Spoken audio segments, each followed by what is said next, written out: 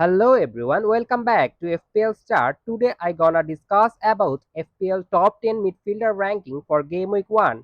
So before starting, if you are new in this channel, please subscribe this channel for FPL content throughout the season. Now let's start. At first I will look at the top 10 midfielder and it's Gibbs White from Nottingham Forest. His value is 6.5, just 7% ownership. He's a good differential player. In last season, in his 35 match, he got 142 points, scoring 5 goals and provided 12 assists. And if you look at his performance, he is a player who can score goal and also can provide assists. So you can go for him.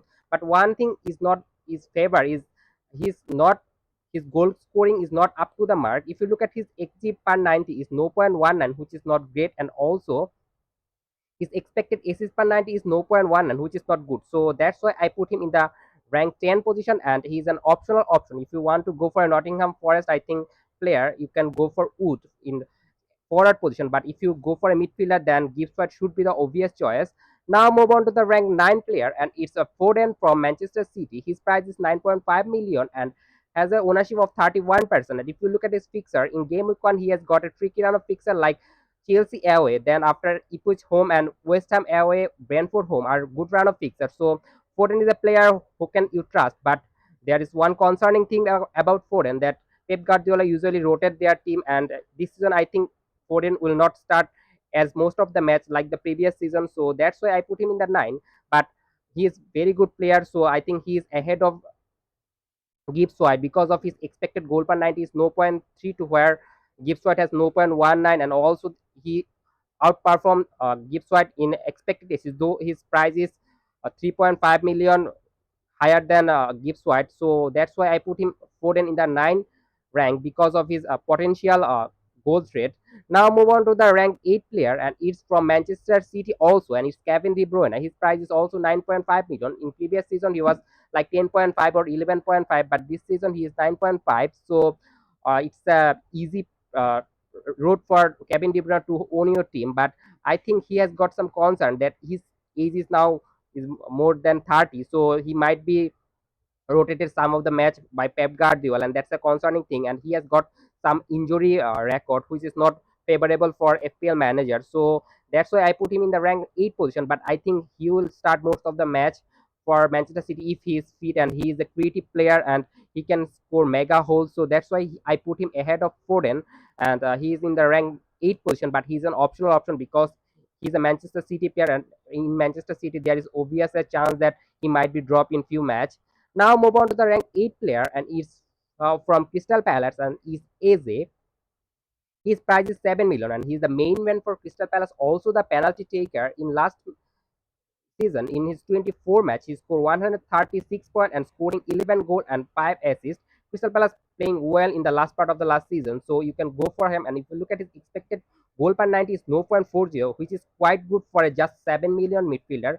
But whether Crystal Palace can maintain this level this season, it's a concern.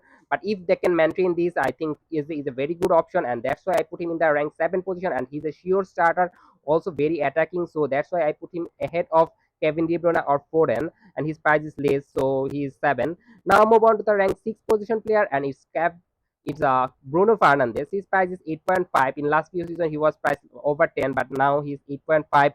And if you look at his performance last season, it's not up to the mark. Manchester United are not a very good team last season, but this season they can improve. And if they improve, then I think Bruno Fernandes can be their main player, and he's also the penalty taker for Manchester United. In his 35 match last season, he scored 166 points, though his season is not up to the mark, but still he scored 166 points, scoring 10 goal and provided 9 assists. He's a creative player, main man for Manchester United, and his fixture run looks good. In game week 1, Fulham home, then Brighton away. In game week 4, Southampton away. You can go for Bruno Fernandes, but it's a risky one also, that if Manchester United continue to doing bad, then Bruno Fernandes is no brainer. So he's in rank 6 position. I put him ahead of Eze because he has got more potential to get more points this season.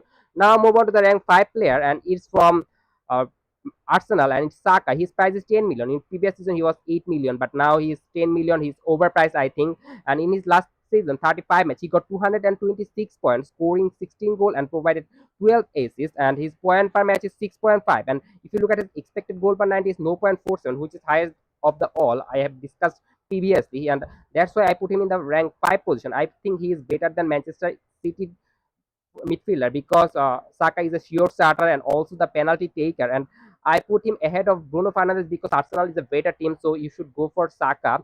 But his fixture run are not favorable. That's why he's in rank 5 position. If his fixture run is favorable, then he will be in the top or top 2 or 3. But now he's in rank 5 position and he's a good pick for game week 1.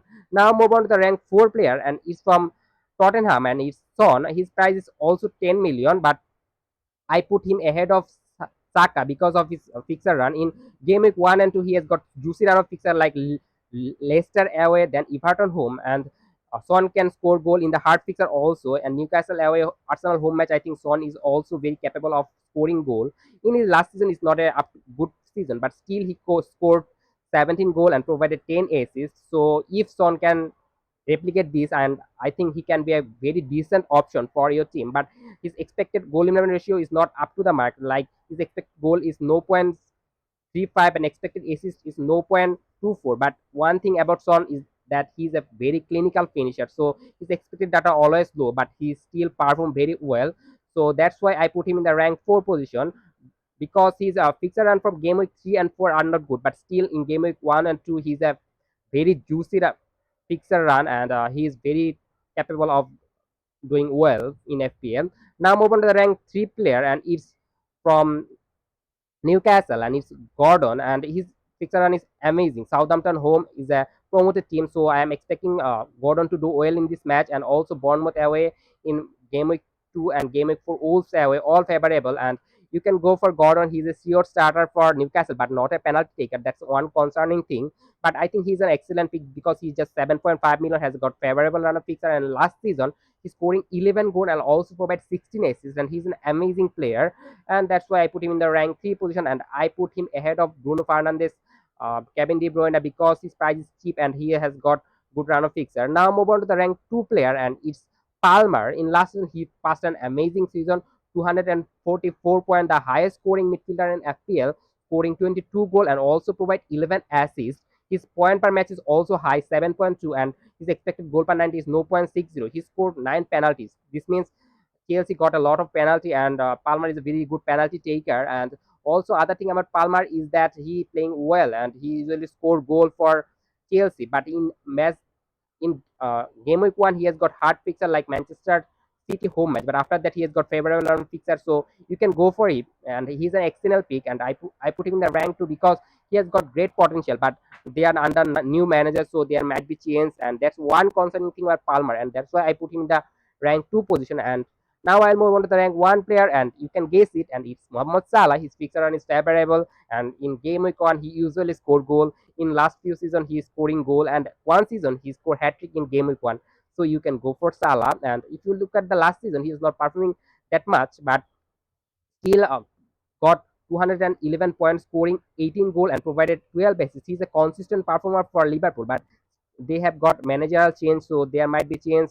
I don't know whether Salah will play as a wide winger or inverted winger or making in the center. So that's a concern. But still, I think Salah can score goal because he's the main player for Liverpool and the penalty taker. In last season, he misses few of the penalty, but still he's on penalty, so he can be a very good player. And if you look at his expected goal per 90 is 0.74, which is amazing, and that's why I put him in the rank 1 position, and I think he's outperformed a lot. And if you look at the ranking, I think Salah is better than Palmer, Son, or Saka, or other Kevin De Bruyne or Manchester City Foden, and that's why Salah is ranked 1. But he's an excellent choice.